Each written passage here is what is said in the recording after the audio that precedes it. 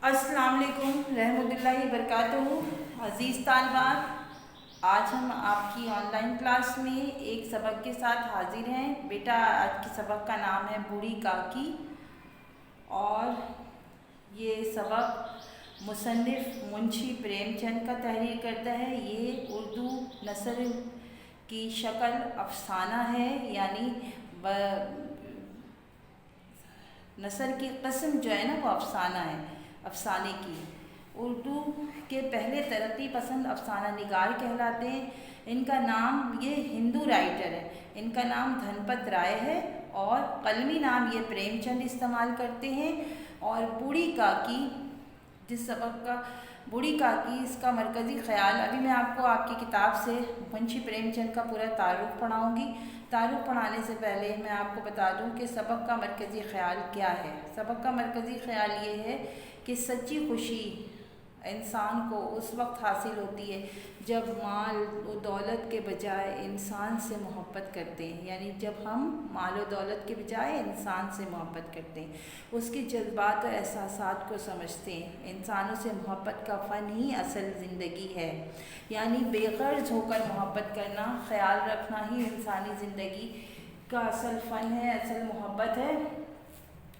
अगर हम इंसान की दौलत से मोहब्बत करते हैं और दौलत हासिल करने के बाद उसको बिल्कुल अपनी ज़िंदगी से निकाल देते हैं, उसका ख़याल नहीं करते हैं, तो ये हमारी सबसे बड़ी नाअहली है। इस सबक में यही बताया गया है कि बूढ़ी काकी, जो ख़ातून हैं, जो बूढ़ी हो गई हैं और उन्होंने अपना सब दौलत अपने जिसके भी नाम किया है, उसने दौलत हासिल करने के बाद उस औरत पे उसके इतना तवज्जो नहीं दिया, उसके बुढ़ापे का भी ख्याल नहीं रखा।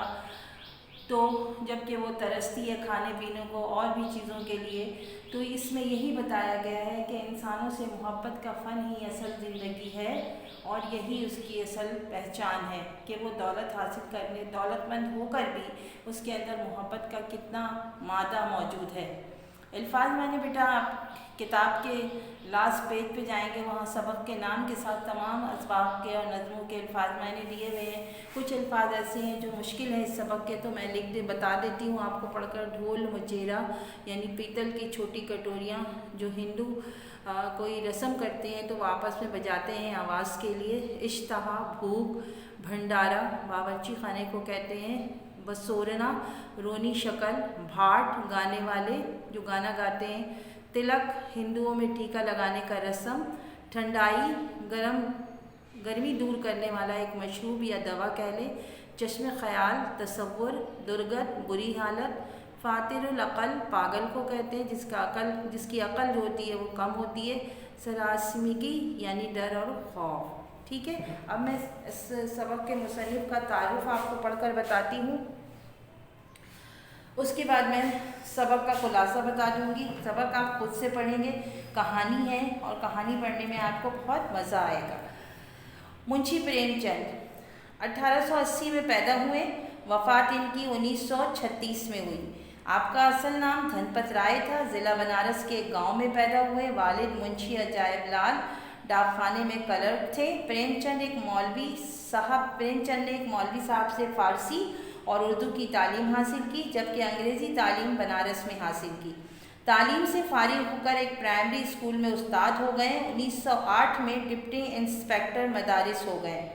प्रेमचंद की अदबी ज़िंदगी का आगाज़ 1901 से हुआ। आपने मुंशी दया नारायण निगम के रिसाले ज़माना में मज़ामीन लिखे। ये सारी मालूमात बेटा आपको याद करनी है, क्योंकि ये इससे MCQs बनते हैं आपके इम्तहान में। ठीक है, फिर अफसाना निगारी और नावल निगारी की तरफ तवज्जो दी। प्रेमचंद ने गरीबों के हालात व वाक़यात को अपने अफसानों में और नावलों का मौजू बनाया। प्रेमचंद का शुमार उर्दू के अव्वलीन अफसाना निगारों में होता है।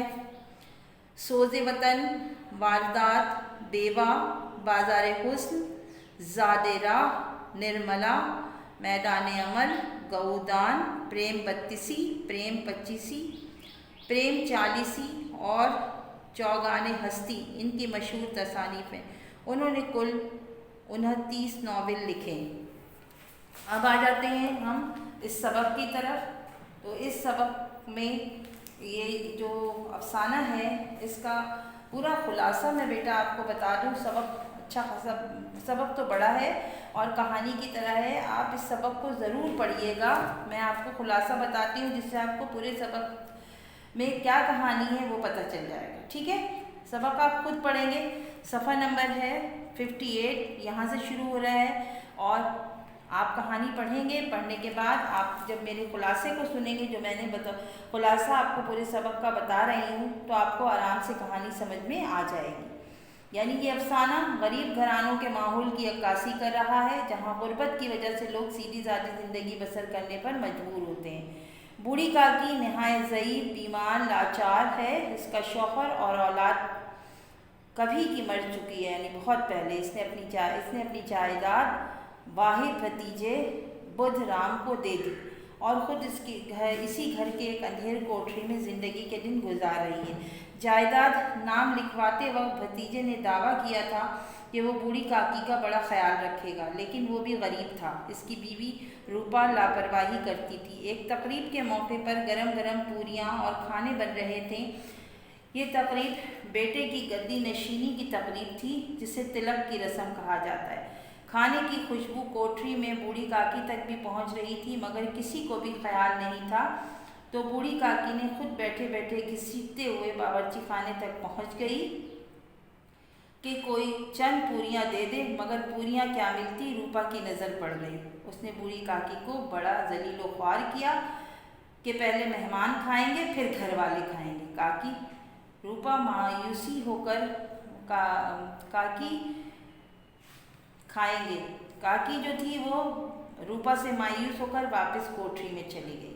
روپا کی بیٹی لاڈلی یہ ماجرا دیکھ رہی تھی۔ اس نے اپنے حصے کی پوریاں ٹوکری میں چھپائے لی اور رات ہوتے ہی جب سب سو گئے، چپکے سے کاکی کے پاس جا پہنچی اور اسے جگا کر پوریاں کھانے کو دی۔ کاکی بھوکی تھی، فوراً کھا گئی اور لانے کو کہا۔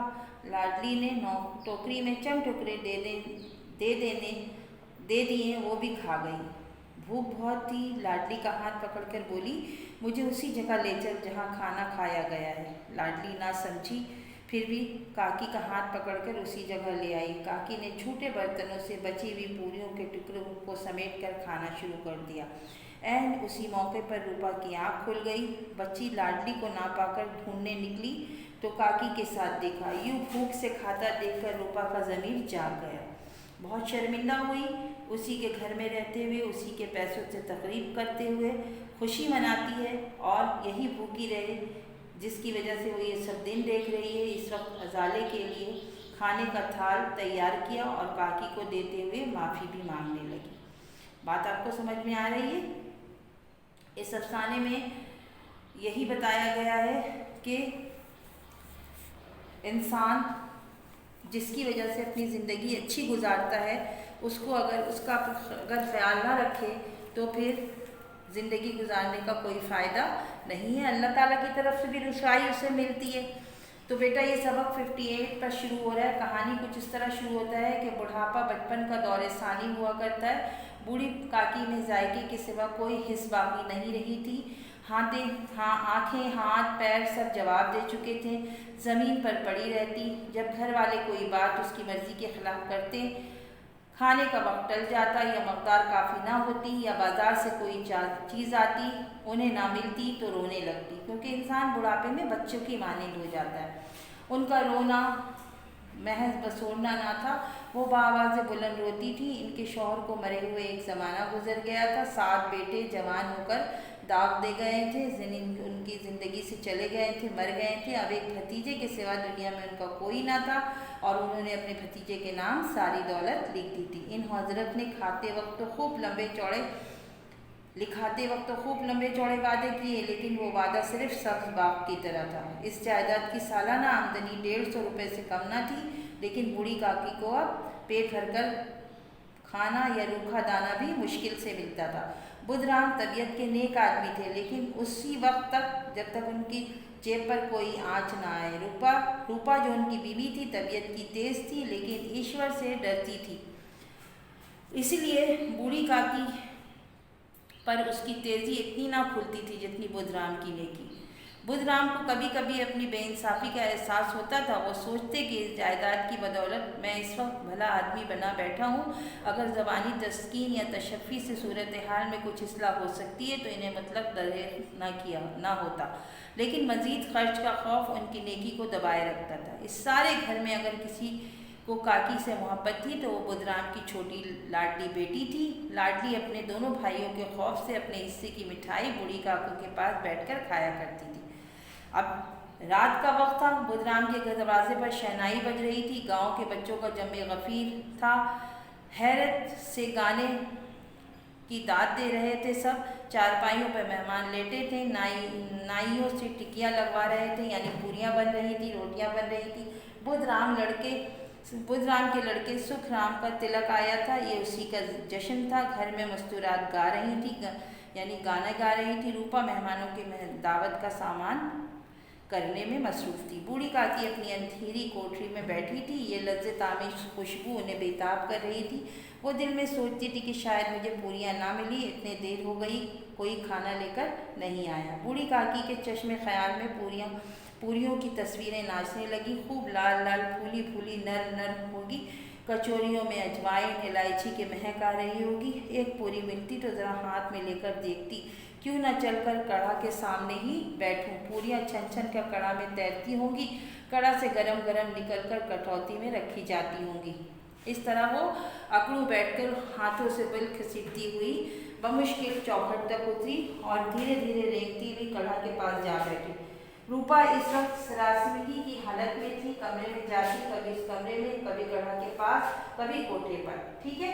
پھر اسی وقت اس نے باہر آ کر بوڑھی کاکی کو دیکھ لیا اور بوڑھی کاکی کو اس نے کمرے میں بند کر دیا۔ پوری کہانی میں آپ کو بتا چکی ہوں، شروع کا میں افسانہ بھی پڑھ چکی ہوں۔ اب آپ اس کو مکمل خود سے پڑھیے گا اور پڑھنے کے بعد اس کو آپ کرنے کی کوشش کیجیے گا، ٹھیک ہے۔ یعنی اس کو جب پڑھ لیجیے گا تو کہانی آپ کو اچھی طرح بیٹا سمجھ میں آ جائے گی۔ کہانی کوئی ایسی مشکل نہیں ہے کہ آپ کو بہت اچھا لگے گا، پڑھ کر مزہ آئے گا آپ کو یہ کہانی۔ اب ہم آ جاتے ہیں مشقی سوالات کی طرف۔ مشقی سوالات میں ایک تو سب سے پہلے آپ کو اس کا مرکزی خیال کرنا ہوگا۔ مرکزی خیال میں نے آپ کو المختصر بتا دیا ہے۔ مرکزی خیال کا طریقہ بالکل ویسے ہی ہے جیسے کہ ہم لکھتے ہیں۔ اس میں آپ حوالہ لکھیں گے اور لکھیں گے کہ یہ سبق کتاب میں موجود بوڑھی کاکی سے لیا گیا ہے۔ میں جو کہہ رہی ہوں نا آپ اسی کو لکھ لیجیے گا، ویسے اس کے نوٹس آپ اسکول سے آ کر لے سکتے ہیں۔ یہ حوالے کی ہیڈنگ ڈالیں گے اور لکھیں گے یہ سبق کتاب میں موجود بوڑھی کاکی سے لیا گیا ہے۔ اس سبق کو مشہور افسانہ نگار پریم چند نے تحریر کیا ہے۔ تعارف مصنف کا لکھیں گے آپ، نام دھنپت رائے، قلمی نام پریم چند، جائے پیدائش ضلع بنارس، تصانیف میں آپ سوز وطن، واردات، گودان جو آپ کی کتاب میں لکھا ہوا وہاں سے دیکھ لیجیے گا۔ وجہ شہرت میں آپ لکھیے گا ترقی پسند افسانہ نگار۔ اچھا، مرکزی خیال میں آپ کیا لکھیں گے پریم چند کا تحریر کردہ سبق بوڑھی کاکی صنف کے اعتبار سے افسانہ ہے۔ اس میں مصنف نے اس حقیقت کو عیاں کرنے کی کوشش کی ہے کہ انسان بہت احسان فراموش ہے، جو اس پر احسان کرتا ہے وہ اسی کے ساتھ بدسلوکی کرتا ہے اور احسان کا بدلہ بدی سے دیتا ہے۔ انسان نہ صرف احسان فراموشی کے ساتھ ساتھ لالچ و حرص کا پیکر بن جاتا ہے اور اپنے بزرگوں کی کمائی اور جمع پونجی حاصل کرنے کے بعد ان کا خیال اور دیکھ بھال کرنا چھوڑ دیتا ہے، اور یوں وہ بزرگ اپنی اولاد، اپنے رشتہ داروں کو سب کچھ دینے کے باوجود بھی بے بسی کی تصویر بنے رہتے ہیں اور ایک ایک لقمے کے لیے ترستے نظر آتے ہیں۔ خدا رحم کرتا نہیں اس بشر پر، نہ ہو درد کی چوٹ جس کے جگر پر، کرو مہربانی تم اہل زمیں پہ، خدا مہرباں ہوگا عرش بری پر۔ ہمارے معاشرے میں پھیلی اس برائی کا اور المیے کو پریم چند نے اپنے اس افسانے کا خاص موضوع بنایا ہے۔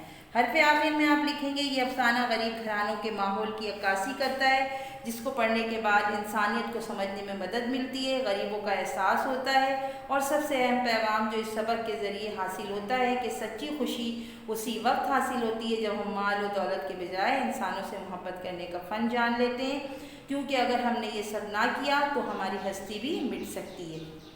ٹھیک ہے، یہاں تک یہ مرکزی خیال اس کا ختم ہو جائے گا۔ پھر آپ سوال پہ آ جائیے، مشقی سوالات پہ، اور سوال نمبر 1 ہے بوڑھی کاکی نے اپنی ساری جائیداد بدھ رام کے نام کیوں کی تھی، کیوں لکھ دی تھی؟ اس کے جواب آپ یوں لکھیں گے کہ بوڑھی کاکی کے شوہر کو مرے ہوئے ایک زمانہ گزر گیا تھا، اس کے 7 بیٹے جوان ہو کر داغ جدائی دے گئے تھے، اس کا صرف ایک بھتیجا تھا، نہ کوئی رشتہ دار تھا، نہ کوئی آگے پیچھے۔ اسی وجہ سے بوڑھی کاکی نے اپنی ساری جائیداد اپنے بھتیجے بدرام کے نام کر دی تھی۔ بوڑھی کاکی کی جائیداد، آپ ہیڈنگ ڈالیے گا اس کی۔ پھر سوال ہے بدرام نے جائیداد حاصل کرنے کے بعد بوڑھی کاکی کو سے کیسا سلوک کیا؟ بدرام کا سلوک۔ بوڑھی کاکی کی جائیداد لکھواتے وقت بدرام نے خوب لمبے چوڑے وعدے کیے، لیکن وہ وعدے صرف سبز باغ تھے۔ اس جائیداد کی سالانہ آمدنی 200 روپے سے کم نہ تھی، لیکن بوڑھی کاکی کو پیٹ بھر کر روکھا دانہ بھی مشکل سے ملتا تھا۔ بدرام طبیعت کے نیک آدمی تھے، لیکن اسی وقت تک جب تک ان کی جیب پر کوئی آنچ نہ آئے۔ ٹھیک ہے، پھر یہ سوال بدرام کے گھر کس بات کا جشن منایا جا رہا تھا؟ یہ لکھیں گے بدرام کے گھر جشن، اس کے بعد اب جواب لکھیں گے بدرام کے گھر اس کے بیٹے سکھ رام کے تلک کا جشن منایا جا رہا تھا۔ بوڑھی کاکی، سوال ہے بوڑھی کاکی بھوک سے بےتاب ہو کر جب کڑھا کے پاس پہنچی تو روپا نے ان کے ساتھ کیا سلوک کیا؟ روپا کا سلوک ہیڈنگ ڈالیں گے، جواب لکھیں گے جب بوڑھی کاکی کو روپا نے کڑھا کے پاس دیکھا تو روپا بوڑھی کاکی پر جھپٹی اور دونوں ہاتھوں سے جھنجھوڑ کر بولی، ایسے پیٹ میں آگ لگے پیٹ ہے کہ آگ کا کھنڈ ہے، کوٹری میں بیٹھی کیا دم گھٹتا تھا، ابھی مہمانوں نے کھایا نہیں، تب تک صبر نہ ہو سکا، آ کر چھاتی پر سوار ہو گئی۔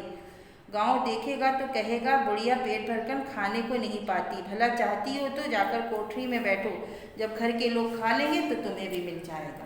لاڈلی نے اپنی گڑیوں کی پٹاری میں پوریاں کیوں چھپائی تھی؟ پوریاں چھپانے کی وجہ ہیڈنگ ڈالیں گے اور جواب لکھیں گے لاڈلی نے اپنی گڑیوں کی پٹاری میں پوریاں بوڑھی کاکی کے لیے چھپا کر رکھی تھی، کیونکہ وہ بوڑھی کاکی سے بہت محبت کرتی تھی اور وہ دیکھ رہی تھی کہ سب مہمان کھانا کھا رہے ہیں مگر بوڑھی کاکی کو کچھ بھی کھانے کو نہیں دیا گیا ہے۔ پوریوں کے ٹکڑے چن چن کر کھاتا دیکھ کر روپا کو کیا خیال ہوا؟ روپا کا کیا حال ہوا؟ روپا کا حال ہیڈنگ ڈالیں گے۔ بوڑھی کاکی کو پوریوں کے ٹکڑے اٹھا کر کھاتا دیکھ کر روپا کا کلیجہ سنسا ہو گیا۔ روپا کو اپنی خود غرضی، بے انصافی آج تک اتنی صفائی سے نظر نہیں آئی تھی۔ اس نے دل میں سوچا کہ ہائے میں کتنی بے رحم ہوں، جس کی جائیداد سے مجھے 200 روپے سال کی آمدنی ہو رہی ہے، اس کی یہ درگت میرے کارن آج میں نے اپنی بڑائی کے لیے سینکڑوں روپے خرچ کر دیے، جس کی بدولت ہزاروں روپے ملتے ہیں، اسے تقریب کے دن پیٹ بھر کر کھانا نہ دے سکی، محض اس لیے یہ بڑھیا بے کس اور بے زبان ہے۔ اور روپا کو اپنی غلطی کا احساس ہو گیا۔ روپا نے بوڑھی کاکی کو کھانے کا تھال دے کر کیا کہا؟ روپا کے الفاظ۔ بوڑھی کاکی کو کھانے کا تھال دے کر رقت آمد لہجے میں کہنے لگی، کاکی اٹھو، کھانا کھا لو، مجھ سے آج بڑی بھول ہو گئی ہے، اس کا برا نہ ماننا، پرماتما سے دعا کرو کہ میری خطا معاف کر دے۔ پرماتما وہ اپنے خدا کو کہتے ہیں، یعنی بدھ کو کہتے ہیں۔ ٹھیک ہے، یہ ہمارے مشقی سوالات کے سوالات بھی ہو گئے بیٹا۔ اب درجل الفاظ اور محاورات اپنے جملوں میں استعمال کیجیے۔ جمع غفیر، رش، اشتہا، خوشبو، کھانے کی، ناک کٹوانا یعنی بدنام کرنا، بھنڈارے، یہ بھنڈارے آپ کے دیکھیے کہ باورچی خانہ کو کہتے ہیں، نام بیچنا یعنی نام کو بدنام کرنا، سبز باغ دکھانا، ہری جھنڈی دکھانا یا لالچ دینا اور اس کو پورا نہ کرنا۔ اس کے بعد آپ درست الفاظ پر نشان لگائیں گے، یہ خود سے کیجیے گا، پھر جملوں کو غور سے پڑھیے گا۔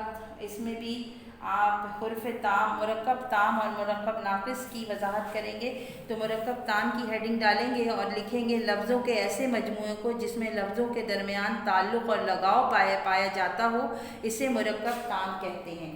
ٹھیک ہے، یہ آپ کی کتاب میں بھی لکھا ہوا ہے، مشق میں نیچے لکھا ہوا ہے۔ مرکب ناقص کی ہیڈنگ ڈالیں گے اور لکھیں گے لفظوں کے ایسے مجموعوں کو جس میں بات پوری نہیں ہوتی، اس کے مطلب بھی واضح نہیں ہوتے، ایسے جملے کو مرکب ناقص کہتے ہیں۔ جیسے لمبے چوڑے وعدے، سبز باغ، لذت آمیز خوشبو۔ اب بتائی نہیں جا رہی ہے بات کہ لذت آمیز خوشبو کس کی ہے، لمبے چوڑے وعدے کون سے، یعنی مرکب ناقص ہے یہ جملے۔ ٹھیک ہے، پھر آپ خالی جگہ فل کریں گے۔ خالی جگہ فل کرنے کے بعد جملوں کی وضاحت، ٹھیک ہے، خالی جگہ پر کریں گے۔ اس کے بعد ہے آپ اس سبق میں مرکب تام اور مرکب ناقص کی 3 مثالیں تلاش کریں، یہ بھی آپ لکھ سکتے ہیں۔ سرگرمی آپ کو نہیں کرنی ہے، اور آپ جب انشاءاللہ تعالی کلاسز شروع ہوں گی یا آپ اس کے نوٹس جب لیں گے تو آپ کو اس سبق کے جملوں کی وضاحت بھی اس میں مل جائے گی۔ ٹھیک ہے، یہاں پہ ہمارا یہ سبق جو ہے وہ مکمل ہو جاتا ہے، اس کی تدریس مکمل ہو جاتی ہے۔ بیٹا اس سبق کی کہانی کو پڑھیے گا، سبق کے مرکزی خیال کو جو میں نے آپ کو اورلی بتایا اسے لکھ لیجئے گا، اور لکھنے کے بعد آپ رجسٹر پہ کام کر لیجئے گا، اور کوشش کیجئے گا یہ سبق پورا پڑھنے کا۔ جب آپ پورا سبق پڑھیں گے تو انشاءاللہ تعالیٰ آپ کو بہت لطف اور مزہ آئے گا۔ ویسے میں نے خلاصہ تو آپ کو پورا کا پورا بتا دیا ہے، ٹھیک ہے۔ اب ہم مجھے اگلے سبق تک کے لیے اجازت دیجیے، اگلی کلاس تک کے لیے۔ اللہ حافظ۔